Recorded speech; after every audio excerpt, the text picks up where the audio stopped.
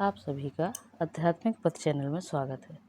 आज आप सुनिए महालक्ष्मी व्रत कथा। हिंदू धर्म में गजलक्ष्मी व्रत यानी महालक्ष्मी व्रत का विशेष महत्व है। भाद्रपद शुक्ल अष्टमी के दिन से यह व्रत शुरू होता है और 16 दिन तक यह व्रत किया जाता है। इस व्रत में माँ लक्ष्मी का पूजन किया जाता है। इस व्रत को करने से सुख समृद्धि और धन की प्राप्ति होती है। इस व्रत से जुड़ी कई तरह की लोक कथाएं हैं। आइए उनमें से कुछ प्रचलित लोक कथाएं सुनिए। महाभारत काल के दौरान एक बार महर्षि वेद जी ने हस्तिनापुर का भ्रमण किया। महाराज धृतराज ने उन्हें अपने राजमहल में पधारने का आमंत्रण दिया।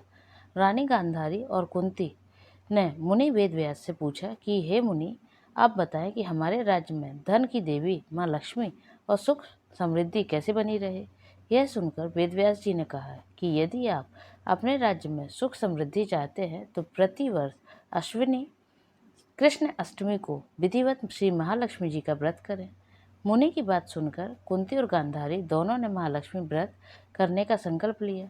रानी गांधारी ने अपने राजमहल के आंगन में 100 पुत्रों की मदद से विशालकाय गज का निर्माण करवाया और नगर की सभी स्त्रियों को पूजन के लिए आमंत्रित किया, परंतु रानी कुंती को निमंत्रण नहीं भेजा।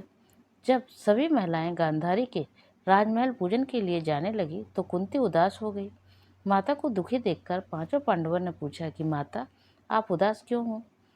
तब कुंती ने सारी बात बता दी। इस पर अर्जुन ने कहा कि माता, आप महालक्ष्मी पूजन की तैयारी कीजिए, मैं आपके लिए हाथी लेकर आता हूँ। ऐसा कहकर अर्जुन इंद्र के पास गए और इंद्रलोक से अपनी माता के लिए ऐरावत हाथी लेकर आए। जब नगर की महिलाओं को पता चला कि रानी कुंती के महल में स्वर्ग से ऐरावत हाथी आया है तो सारे नगर में शोर मच गया। हाथी को देखने के लिए पूरा नगर एकत्र हो गया और सभी विवाहित महिलाओं ने विधि विधान से महालक्ष्मी का पूजन किया। पौराणिक मान्यता है कि इस व्रत की कहानी को 16 बार कहा जाता है और हर चीज या पूजन सामग्री 16 बार चढ़ाई जाती है। अब आप सुनिए दूसरी पौराणिक कथा। पौराणिक कथानुसार प्राचीन काल में एक बार एक गांव में गरीब ब्राह्मण रहता था। वह भगवान विष्णु का परम भक्त था। एक दिन उसकी भक्ति से खुश होकर भगवान विष्णु ने उसे दर्शन दिए और मनचाहा वरदान मांगने को कहा। ब्राह्मण ने कहा कि उसके घर में हमेशा लक्ष्मी का वास हो। इस इच्छा को जानने के बाद विष्णु जी ने कहा कि उसे लक्ष्मी तो प्राप्त हो सकती है, लेकिन उसके लिए उसे थोड़ा प्रयत्न करना होगा। भगवान विष्णु ने कहा कि मंदिर के सामने एक स्त्री रोज आती है और यहाँ आकर उपले पाथती है। तुम बस अपने घर उन्हें आने का निमंत्रण देना। वह स्त्री ही देवी माँ लक्ष्मी है। अगर वह स्त्री तुम्हारे घर आती है तो तुम्हारा घर धन धान्य से भर जाएगा। इतना कहकर भगवान विष्णु अदृश्य हो गए। अगले दिन सुबह 4 बजे ब्राह्मण मंदिर के सामने बैठ गया और जब धन की देवी माँ लक्ष्मी उपले पाथने आई तो ब्राह्मण ने उन्हें अपने घर के में आने का निवेदन किया। ब्राह्मण के व्यक्तित्व को सुनकर लक्ष्मी जी समझ गई कि ये सब विष्णु जी का किया धराया है। माता लक्ष्मी ने कहा कि तुम 16 दिन तक महालक्ष्मी व्रत को विधि पूर्वक करो और रात दिन चंद्रमा को अर्घ्य दो, तो मैं तुम्हारे घर आऊंगी। देवी के कहे अनुसार ब्राह्मण ने देवी का व्रत एवं पूजन किया और उत्तर की दिशा की ओर मुख करके लक्ष्मी जी का पुकारा। अपने वचन को पूरा करने के लिए धन की देवी प्रकट हुई और उन्होंने गरीब ब्राह्मण के हर कष्ट को दूर किया और उसके घर को सुख शांति संपत्ति से भर दिया। अब आप सुनिए महालक्ष्मी तीसरी पौराणिक कथा।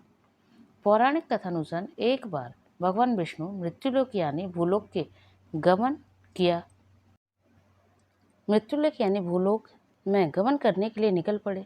माता लक्ष्मी ने भी निवेदन किया कि वह भी उनके साथ आना चाहती हैं। भगवान विष्णु उनके स्वभाव से परिचित थे, इसलिए पहले ही उन्हें आगाह किया कि मैं आपको एक ही शर्त पर साथ लेकर चल सकता हूँ। माता लक्ष्मी मन ही मन बहुत खुश हुई कि चलो सशर्त ही सही, भगवान साथ ले जाने के लिए तो माने। माता फटाक से बोली, मुझे सारी शर्तें मंजूर है। भगवान विष्णु ने कहा, जो मैं कहूँ, जैसा मैं कहूँ वैसा आपको वैसा ही करना होगा।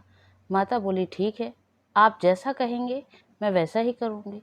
दोनों भूलोक पर आकर विश्राम करने लगे। एक जगह रुककर श्री हरि ने माता से कहा कि मैं दक्षिण दिशा की तरफ जा रहा हूँ, आपको यहीं पर मेरा इंतजार करना होगा। यह कहकर भगवान विष्णु दक्षिण दिशा की तरफ बढ़ गए। अब माता को जिज्ञासा हुई कि दक्षिण दिशा में ऐसा क्या है जो भगवान मुझे वहाँ नहीं ले जाना चाहते। माता का स्वभाव तो वैसे भी चंचल ही माना जाता है।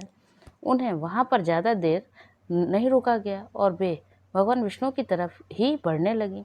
आगे जाकर माता को सरसों का खेत दिखाई दिया। उसकी सुंदरता ने माता का मन मोह लिया। वे फूलों को तोड़कर अपना श्रृंगार करने लगी। इसके बाद वे कुछ दूर आगे बढ़ी थी कि गन्ने के खेत उन्हें दिखाई दिए। उन्हें गन्ना चूसने की इच्छा हुई तो गन्ने तोड़कर उन्हें चूसने लगी कि भगवान विष्णु वापस आ गए। सरसों के फूलों से सजी माता लक्ष्मी को गन्ना चूसते हुए देखकर भगवान विष्णु उन पर क्रोधित हो गए। भगवान ने कहा कि आपने शर्त का उल्लंघन किया है। मैंने आपको वहां रुकने के लिए कहा था, लेकिन आप नहीं रुकी। यही और यहाँ किसान ने खेतों से फूल व गन्ने तोड़कर आपने अपराध किया है। इसकी आपको सजा मिलेगी। भगवान विष्णु ने माता लक्ष्मी को 12 वर्ष तक किसान की सेवा करने का शाप दे दिया और स्वयं क्षीरसागर गमन कर गए। अब विवश माता लक्ष्मी को किसान के घर रहना पड़ा। एक दिन माता लक्ष्मी ने किसान की पत्नी को देव लक्ष्मी की प्रतिमा की पूजा करने को कहा और बोला कि इससे तुम जो भी मांगोगी तुम्हें मिलेगा। कृषक की पत्नी ने वैसा ही किया। कुछ ही दिनों में उनका घर धन धान्य से पूर्ण हो गया। हंसी खुशी समृद्धि में 12 साल का समय बीत गया। जब भगवान विष्णु माता लक्ष्मी को लेने के लिए आए तो किसान ने माता को ना जाने देने का हठ किया। इस पर माता लक्ष्मी ने कहा कि कार्तिक कृष्ण पक्ष की 13 की दिन यदि यह विधि पूर्वक मेरी पूजा करे तो वह उसके घर से नहीं जाएंगी, लेकिन वह इस दौरान उन्हें दिखाई नहीं देंगी। वह एक कलश की स्थापना करे और उसमें कुछ धन रखे, यानी धन की लक्ष्मी का रूप होगा। इस प्रकार 13 के दिन किसान ने माता के बताए अनुसार ही पूजा कर कलश स्थापना की और किसान का घर धन धान्य से पूर्ण रहने लगा। तब से लेकर आज तक धनतेरस पर माता लक्ष्मी की पूजा करने की परंपरा भी चली आ रही है। तो प्रेम से बोलिए माता लक्ष्मी की जय।